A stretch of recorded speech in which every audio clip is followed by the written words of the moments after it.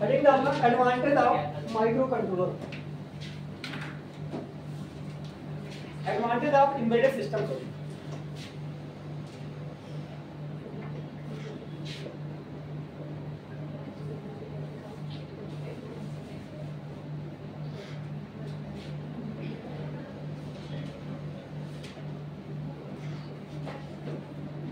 Embedded system, इसके अंदर लिख लेना, पहला लिख लेना easy to customise,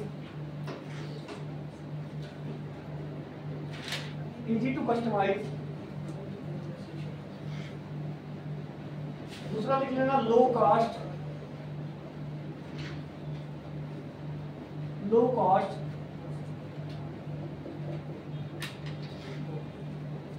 low cost.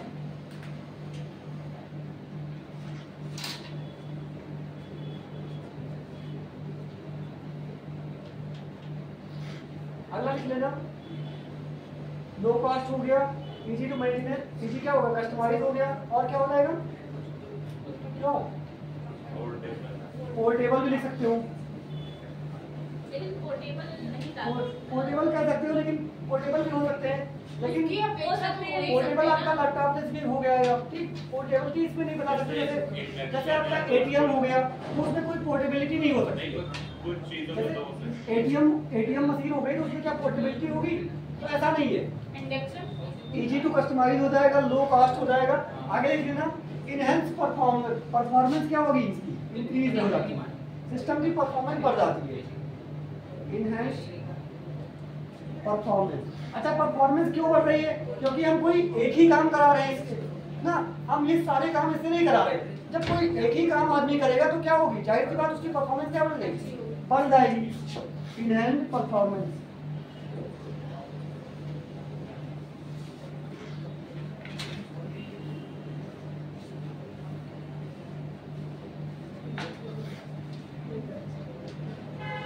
अगला अच्छा एक ही चीजें में जो क्या पावर भी कम खाएंगे, पावर सप्लाई लिख लेना, लास्ट लिख लेना यूज लो पावर, या लो क्या लेस पावर लिख लेना, यूज लेस पावर। पावर की जरूरत क्या होती है, कम पड़ती है।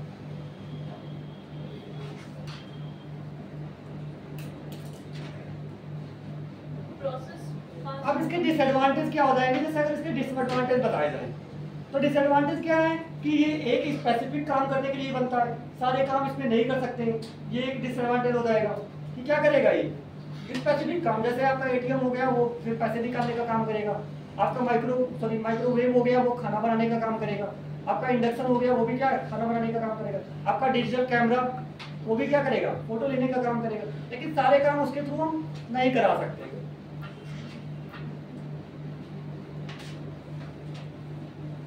लिख लेना डिसएडवांटेज,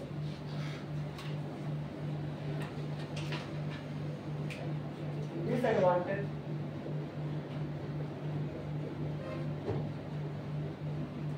ऑफ एम्बेडेड सिस्टम।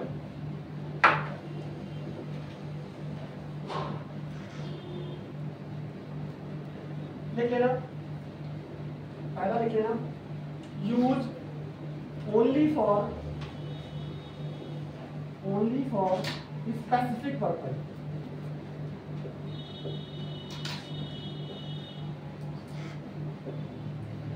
एक डिसएडवांटेज क्या है कि स्पेसिफिक पर्पज के लिए हम सिर्फ इसको यूज करते हैं।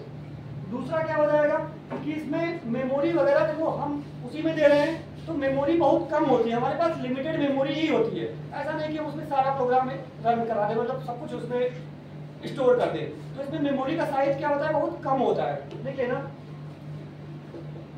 लिमिटेड मेमोरी,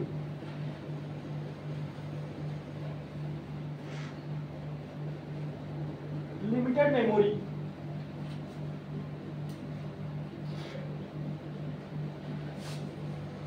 ठीक है लिख लेना, लास्ट लिख लेना इट कैन नॉट बी रीप्रोग्राम्ड, आप इसको दोबारा प्रोग्राम नहीं करा सकते हो, इट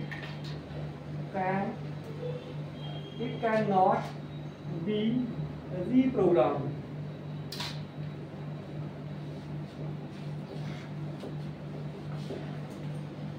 जैसे आपका कैमरा है, कभी कैमरे की दोबारा प्रोग्रामिंग कराइए कि खराब हो गया इसमें जाके सॉफ्टवेयर डलवा दें, नहीं होता है। लेकिन आपके कंप्यूटर में क्या होता है कि खराब हो गया, जल के जाके सॉफ्टवेयर दूसरा डलवा दिए, मोबाइल में भी जाके सॉफ्टवेयर चेंज करा देंगे, होता है कि नहीं? प्रोग्राम आप चेंज करा सकते हो, लेकिन एम्बेडेड सिस्टम में क्या है कि प्रोग्राम आप चेंज नहीं कराते हो, खराब हो गया तो खराब हो गया।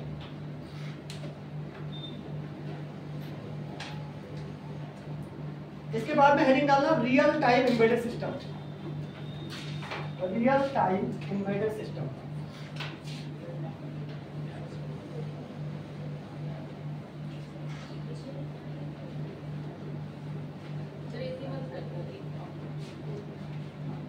हेडिंग डालना real time embedded system. Real time embedded system क्या होता है कि अब है तो ये भी एम्बेडेड सिस्टम, लेकिन ये क्या करेगा, हमारा वर्क करेगा रियल टाइम पे। रियल टाइम का मतलब जो टाइम चल रहा है उसी टाइम पे हमारा काम करे, जब हम काम परफॉर्म करना चाहते हैं। जैसे मान लो हमारे टीवी का रिमोट है, ठीक, अब हम पता लगा बटन हाथ दबा रहे हैं और काम उसका 2 घंटे बाद हो रहा है, तो क्या वो एम्बेडेड सिस्टम सही रहेगा? तो ऐसे एम्बेडेड सिस्टम मतलब जो हमारे क्या करेगी उसी समय काम कर दे, उसको कहते हैं रियल टाइम एम्बेडेड सिस्टम, ठीक। अब रियल टाइम एम्बेडेड सिस्टम भी आपके 2 तरीके के होते हैं। एक हो सकता है आपका हार्ड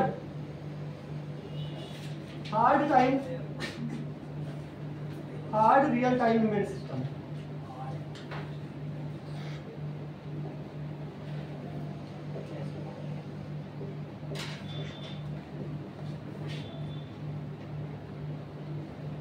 दूसरा हो जाता है आपका सॉफ्ट रियल टाइम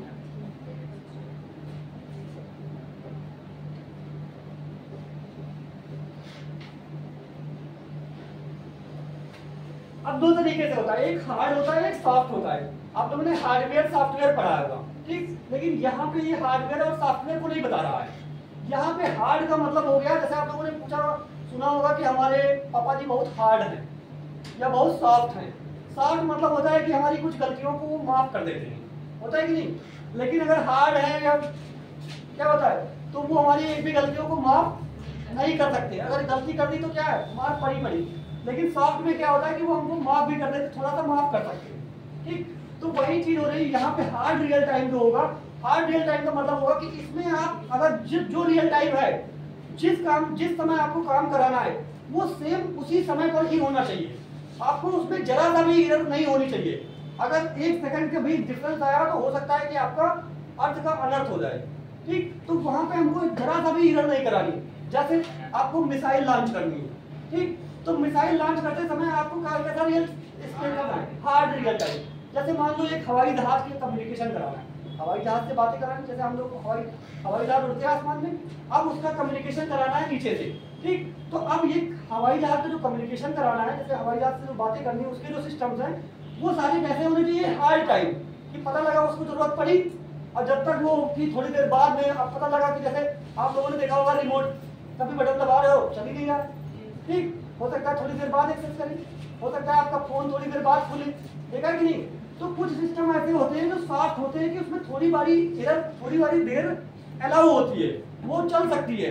लेकिन कुछ सिस्टम ऐसे होते हैं जिसमें जरा से भी देर अलाउ नहीं होती है। उसमें अगर जरा सा भी देर होगी तो क्या होगी, आपका सिस्टम बेकार हो जाएगा कि वो काम कर नहीं रहा। तो ऐसे सिस्टम जिसमें जरा सा भी देर अलाउ ना हो, ठीक, उसमें जरा सा भी देरी ना हो, तुरंत उसको काम करना चाहिए कि जैसे हम उसको काम करें वो तुरंत आपका क्या करे, उसी टाइम उसका एग्जीक्यूट करे। तो ऐसे क्या कहेंगे, hard real time embedded system. और जो थोड़ा सा सॉफ्ट हो, लेकिन ये थोड़ा सा ही सॉफ्ट है, ऐसा नहीं कि दूसरे दिन रिजल्ट दे, लेकिन ये है कि थोड़ा सा, मतलब जैसे आपने बटन दबाया तो हो सकता है कि थोड़ा सा टाइम लेके आपका आउटपुट दे दे, ठीक, 1-2 सेकंड का, 3 सेकंड 4 सेकंड का टाइम लेके आपका आउटपुट दे देंगे। तो ऐसे सिस्टम को जो थोड़ी सी जैसे सहानुभूति देते हैं कि आप, हो सकता है कि चलो डेली सही से आता है, हो सकता है कि 5-10 मिनट लेट हो गया, इधर से थोड़ा 5 मिनट पहले आ गया, 5 मिनट जल्दी हो गया, चलिए कोई बात नहीं, ठीक। लेकिन अगर हार्ड है तो क्या हुआ, अगर 1 भी मिनट लेट हुआ तो क्या करेगा, आपको तुरंत बाहर लिख लेना, इसके अंदर डेफिनेशन लिख लेना। सबसे पहले लिख लेना रियल टाइम एम्बेडेड सिस्टम की डेफिनेशन। ये जान लिया है। अब लिखना रियल टाइम एम्बेडेड सिस्टम होता क्या है। इसके अंदर लिखना रियल टाइम सिस्टम आर दो system, real time systems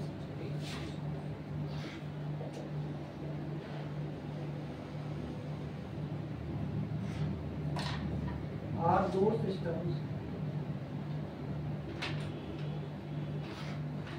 systems that work within a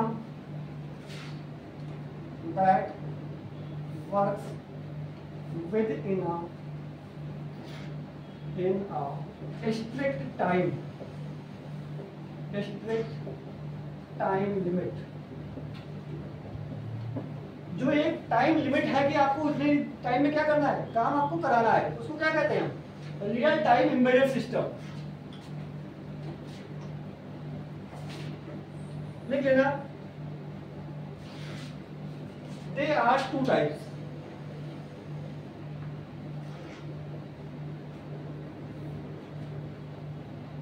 पहला क्या हो जाएगा आपका, वही हार्ड रियल टाइम, और दूसरा सॉफ्ट रियल टाइम। अब पहला डालना hard real time system.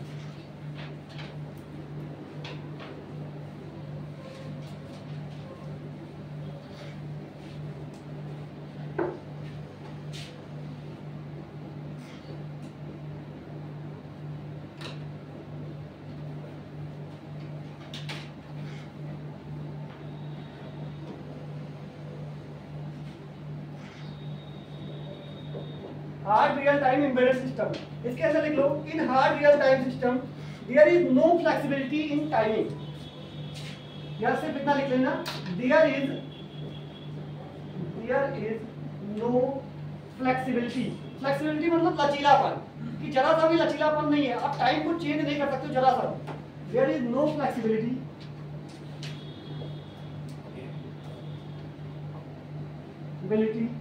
In time of execution।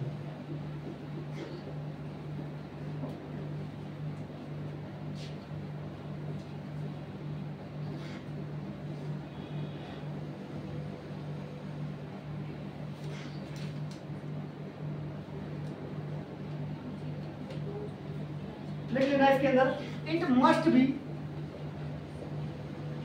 Must give a result with a specific time limit। अब जितनी हमने टाइम लिमिट लगाई है उसी में आपको रिजल्ट देना क्या है, मस्ट है, कंपलसरी है। अगर उसने दिया तब तो सही है, अगर नहीं दिया तो आपका एम्बेडेड सिस्टम वो बेकार माना जाएगा, फेल हो गया। दूसरा लिखना soft real time embedded system.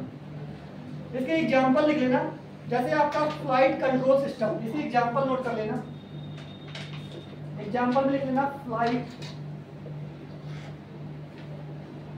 Control system.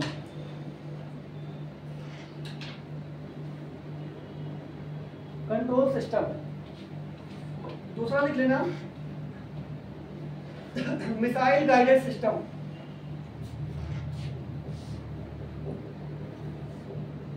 Missile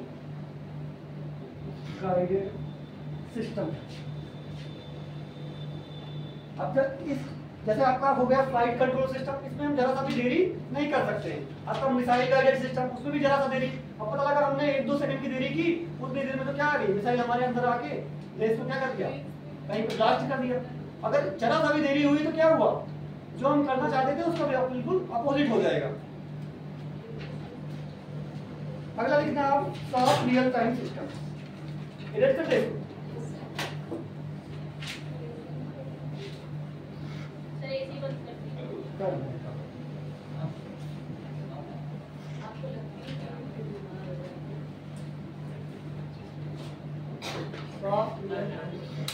चलिए इसी तक करना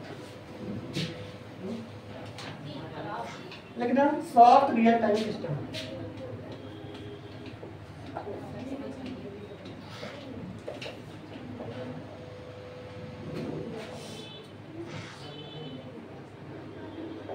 सॉफ्ट रियल टाइम सिस्टम, जैसे नाम से पता चल रहा है कि ये क्या है, थोड़ा सा सॉफ्ट है। क्या फैन चला दे। ये क्या कर रहा है कि ये थोड़ा सा सॉफ्ट है, कहाँ से चलेगा? ये कह रहा है कि सॉफ्ट रियल टाइम सिस्टम क्या है कि इनके अंदर थोड़ी सी फ्लेक्सिबिलिटी होती है। थोड़ी सी फ्लेक्सिबिलिटी मतलब ये थोड़ा सा लचीलापन देते हैं, आपके टाइम में थोड़ी फ्लेक्सिबिलिटी हो सकती है, 1-2 सेकंड इधर उधर आपका चल सकता है। लिख लेना, इसके अंदर डेफिनेशन लिख लेना, it have some relaxation,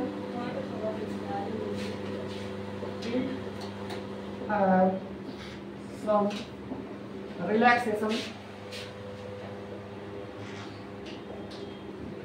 in time limit, in time limit।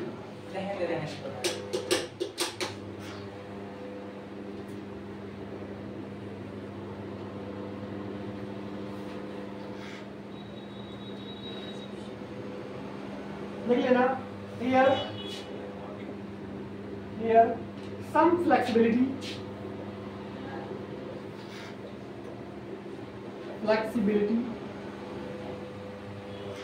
is given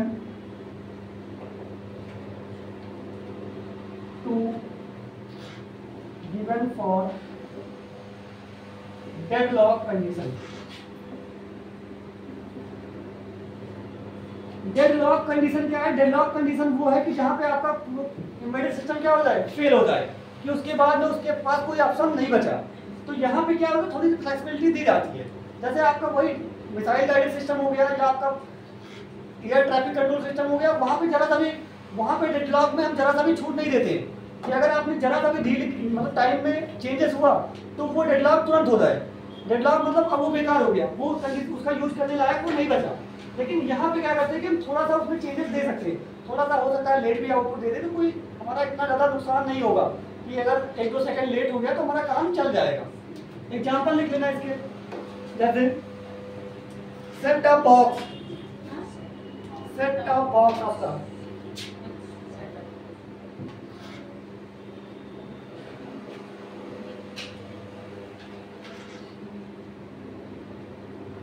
आपके जो टीवी में चलाने वाला सेटअप बॉक्स होता है, सेटअप बॉक्स कमा डीवीडी प्लेयर,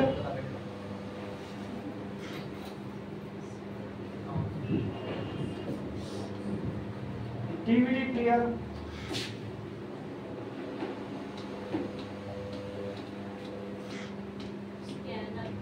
क्या? हाँ, स्कैनर भी हो सकता है, डीवीडी प्लेयर। एक लिख लेना weather monitoring system, weather monitoring system.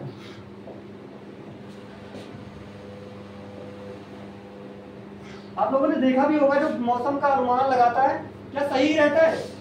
नहीं, थोड़ा सा इधर हो गया, थोड़ा सा उधर हो गया, सब चलता रहता है ना।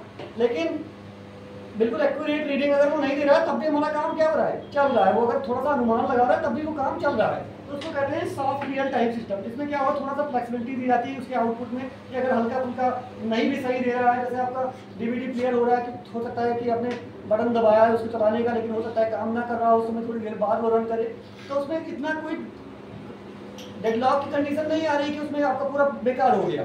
जैसे आपका वेदर मॉनिटरिंग सिस्टम हो सकता है कि उसने बताया वो पानी बरसेगा, हल्का चांसेस है लेकिन पानी नहीं बरसा, ठीक, तो कुछ चांसेस थे लेकिन वो गलत हो गया। लेकिन वो क्या हो रहा है कि उसमें एक फ्लेक्सिबिलिटी दी जा रही है, रिजल्ट में फ्लेक्सिबिलिटी मतलब कुछ छूट दी जा रही है कि अगर आपका गलत हो रहा है तो कोई बात नहीं। ये समझ में आया दोनों की नहीं? अब अगली हेडिंग डालना माइक्रो प्रोसेसर।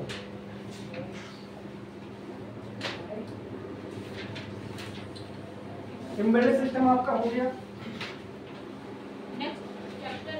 हाँ नहीं, next topic micro processor.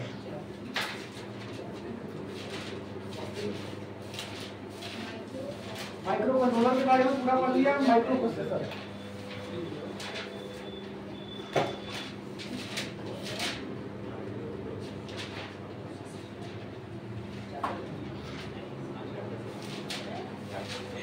Micro processor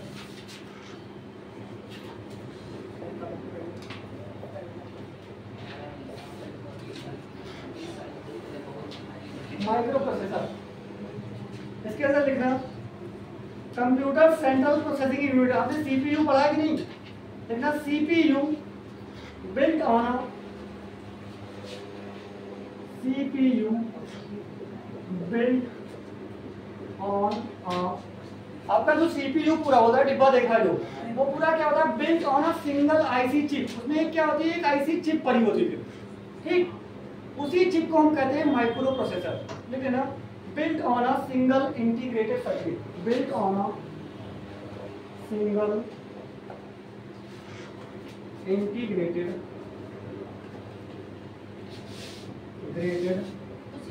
circuit. इसको हम क्या कहते हैं आईसी, ठीक। Single integrated circuit is called microprocessor, is called micro processor.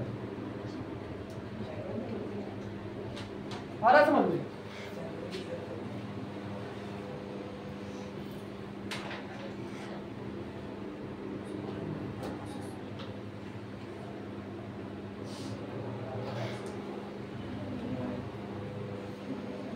अब जो जिस अब जैसे आपका ये माइक्रो प्रोसेसर हो गया। अब ऐसी डिवाइस जिसके अंदर आपका एक सिंगल माइक्रो प्रोसेसर का यूज हो, ठीक। आपके क्या हो सिंगल माइक्रो प्रोसेसर का यूज हो, उस डिवाइस को कहते हैं हम माइक्रो कंप्यूटर। आप लोगों ने कंप्यूटर की जब कैटेगरी पढ़ी होगी तो पढ़ा होगा एक माइक्रो कंप्यूटर, दूसरा mini computer, main frame computer ना। तो माइक्रो कंप्यूटर आपके वही होते हैं कि जिसके अंदर आपका एक सिंगल माइक्रो प्रोसेसर लगा हो। क्या लगाओ? एक सिंगल माइक्रो प्रोसेसर लगाओ। अगर आपकी डिवाइस में एक सिंगल माइक्रो प्रोसेसर है तो वो क्या कहलाएगा? Micro computer. Micro computer. किसी का फोन आया क्या?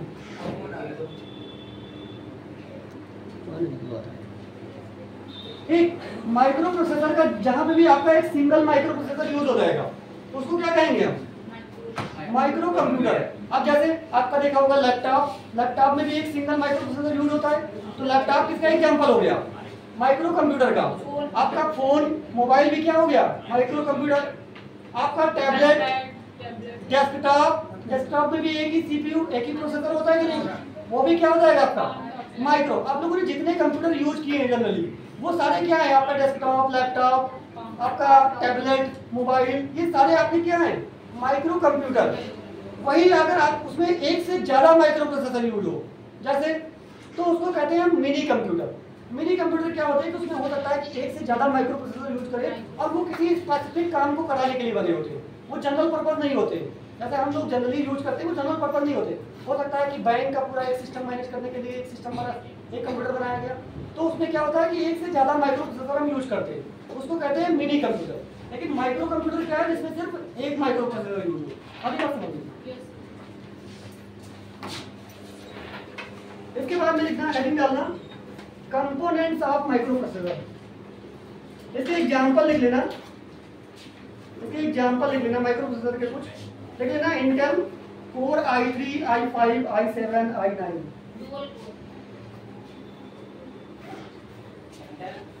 एक मिनट।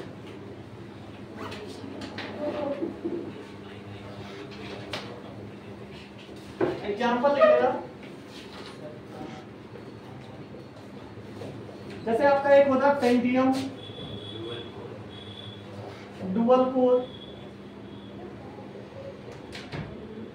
ठीक। फिर इंटेल के जो आपके आते हैं इंटेल के i3, i5, i7 ना, i9, देखा कि नहीं? ये सारे किसके एग्जांपल है? आपके माइक्रो प्रोसेसर के।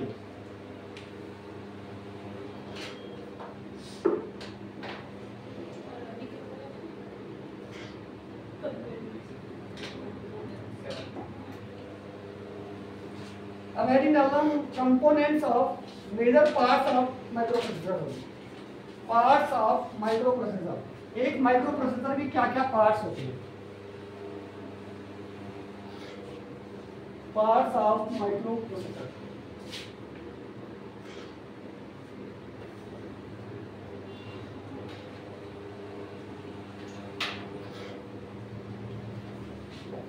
Parts of microprocessor. आप लोगों ने पढ़ा भी होगा बचपन से ही, सीपीयू के अंदर क्या होता है, एएलयू होता है, एक अरिथमेटिक लॉजिकल यूनिट होता है, एक कंट्रोल यूनिट होता है, एक आपका मेमोरी यूनिट होता है। ठीक, तो लिख लेना माइक्रो प्रोसेसर क्या होता है, एक डायग्राम बना लेना। माइक्रो प्रोसेसर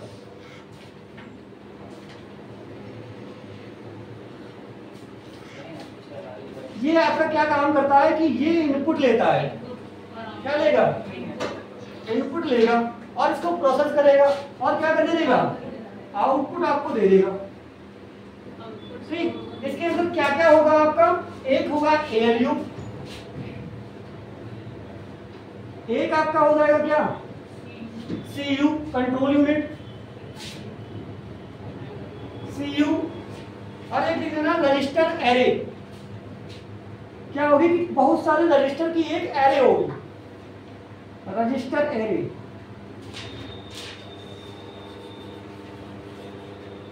एरे क्या, एरे होता है कि एक पूरी लाइन जो होती है डेटा को स्टोर करने का एक जो मीडियम होता है उसको कहते हैं एरे, एक डेटा स्ट्रक्चर का पार्ट होता है एरे। ठीक, क्या मेमोरी होता है लेकिन उसमें एक सीरियल बाय सीरियल हम डेटा को स्टोर करते हैं वन बाय वन, उसको एरे कहते हैं। जैसे आप लोगों ने पढ़ा होगा स्टैक, एरे, एरे क्या होता है कि स्ट्रिंग वगैरह को स्टोर करने के लिए किया जाता है। इसके नीचे आपने कनेक्ट करके लिखना मेमोरी, मेमोरी आपकी होती है बाहर।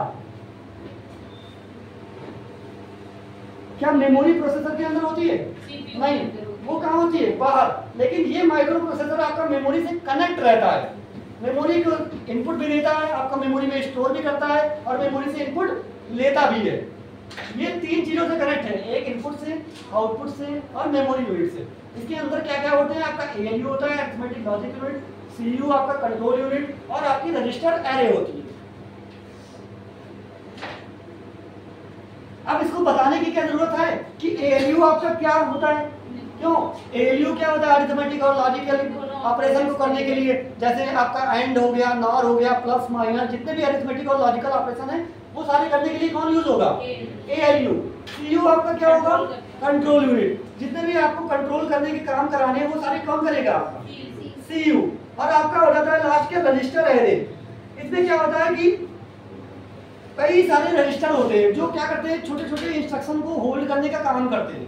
ठीक, ये आपकी रजिस्टर एरे होती है पूरी, इसमें A B C D E F इस तरीके से नाम करके कई सारे रजिस्टर होते हैं। उसमें क्या होता है कि हम इस प्रोसेसर की भी तो कोडिंग होती है, जो ये काम कर रहा है इसकी भी तो कोडिंग होती है, वो कोडिंग आपकी किसके अंदर होती है, रजिस्टर के अंदर।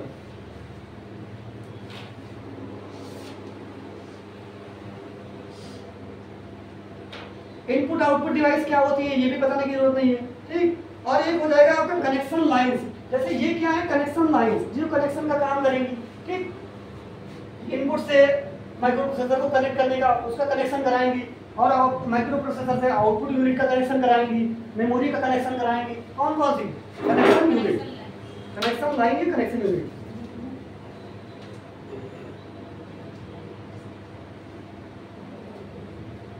अब अगली हेडिंग डालना, evaluation of micro processor, micro processor का विकास।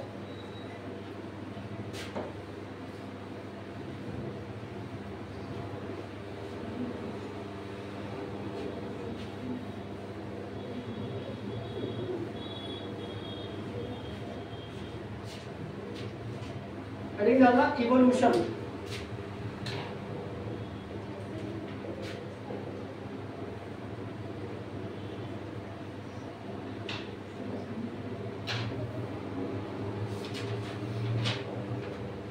Evolution of micro processor.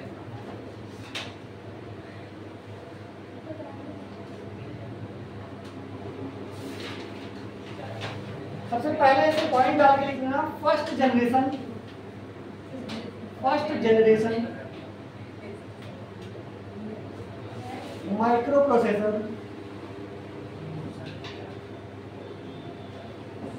First generation micro processor introduced in the year 1971 और 1972।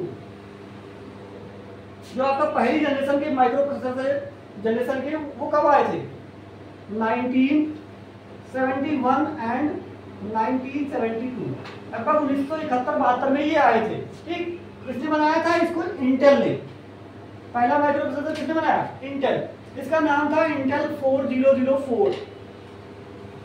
इंटेल 4004।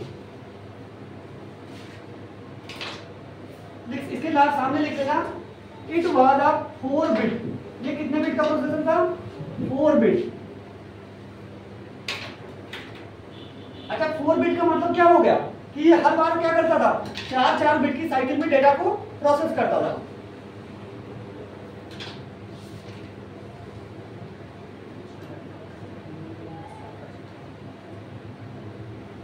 इसके बाद में सेकंड जनरेशन लिख लेना दूसरा। फर्स्ट जनरेशन के बाद में सेकंड जनरेशन।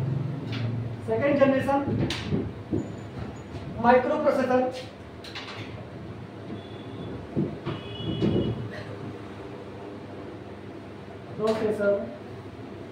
माइक्रो प्रोसेसर ये कौन से ईयर में आए थे? लिख लेना 1973, 1973 में, एक साल बाद ही बस 1973। अगेन इसको किसने बनाया था? आपका इंटेल ही। कौन सी कंपनी? इंटेल। ये आपका 4004 था, ये आपका हो जाएगा 8008। 8008। और अब इसमें 800 है तो ये कितने बिट का हो जाएगा? 8 बिट।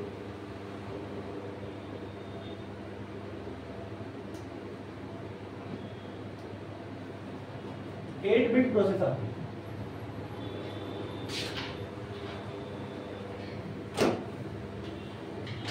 इसके बाद में लिखना थर्ड जनरेशन माइक्रो प्रोसेसर।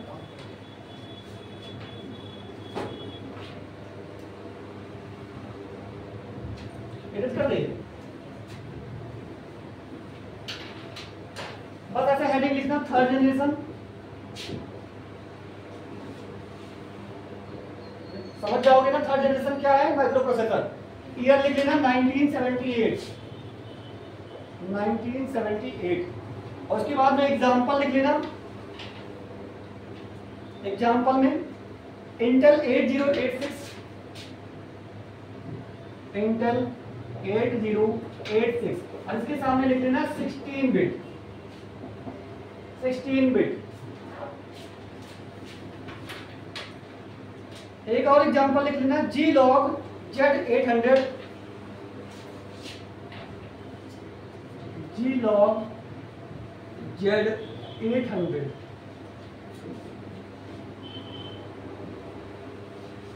ये सारे आपके क्या हैं? 116 बिट ही रहेंगे थर्ड जनरेशन में।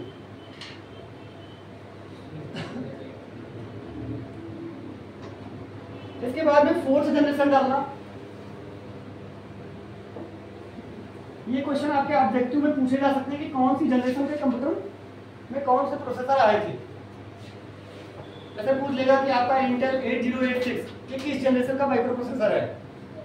इंटेल 80, जैसे आपका इंटेल पेंटियम ये किस जनरेशन का है? ठीक, तो लिखना अगला लिखना इंटेल फोर्थ जनरेशन। ये थर्ड हो गई आपकी फोर्थ जनरेशन। फोर्थ जनरेशन में ईयर ना लिखना, सिर्फ लिखना 32 बिट रहेगा आपका फोर्थ जनरेशन। और लिख लेना एग्जांपल 80386। एक तो रहेगा 32 बिट, कितने बिट का हो गया ये? 32 बिट। एग्जांपल लिखना इंटेल 80386। अब लिखना फिफ्थ जनरेशन। अभी कौन सी जनरेशन चल रही है आपकी? Fifth generation. लिख लेना from 1995 to now. Fifth generation कब से चल रही है? 1995 से, 1995 से कब तक? अभी भी चल रही है। ठीक, इस जनरेशन में कौन कौन से कंप्यूटर आए? आपके प्रोसेसर आए सभी।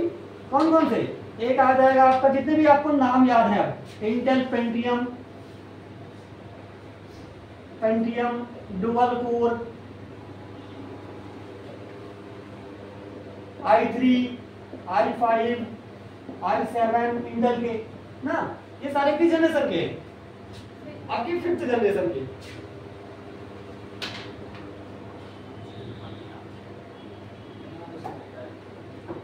लिख लेना in this generation multi programming, लिख लेना मल्टी प्रोसेसिंग। ये सारे जो आपके प्रोसेसर हैं ये क्या है? मल्टी प्रोसेसिंग है। मल्टी प्रोसेसिंग का मतलब ये कई सारे काम क्या कर सकते हैं? एक साथ प्रोसेस कर सकते हैं। अभी तक जो थे वो क्या थे? कुछ ही काम, कई सारे मतलब एक काम एक समय पे एक काम करते थे। इन दिस जनरेशन या सिर्फ इसके सामने ब्रैकेट लिख लेना मल्टी प्रोसेसिंग। ये जो प्रोसेसर है आपके कैसे हैं? Multi processing. मतलब ये क्या करते हैं? कई सारे काम एक साथ काम कर सकते हैं। लेकिन अभी तक जो पहले जनरेशन के आपके प्रोसेसर थे ये कई सारे काम एक साथ नहीं कर सकते थे।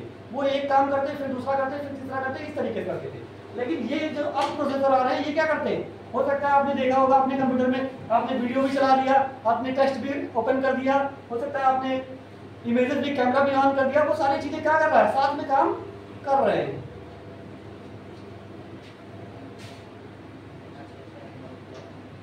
अब हेडिंग डालना फीचर्स ऑफ माइक्रो प्रोसेसर।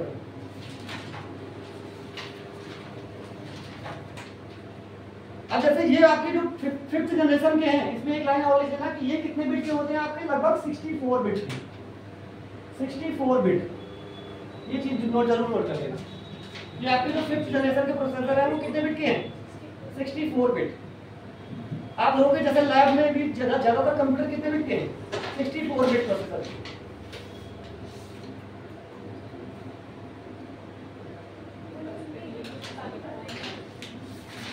अब इसके डालना heading features of micro processor. ये तो लिख पाइए पॉइंट पॉइंट है वैसे नोट करना। चलो अच्छा कर लेते हैं। ठीक, हेडिंग डालना फीचर्स ऑफ माइक्रो प्रोसेसर। कल आपका ध्यान रखिए खत्म।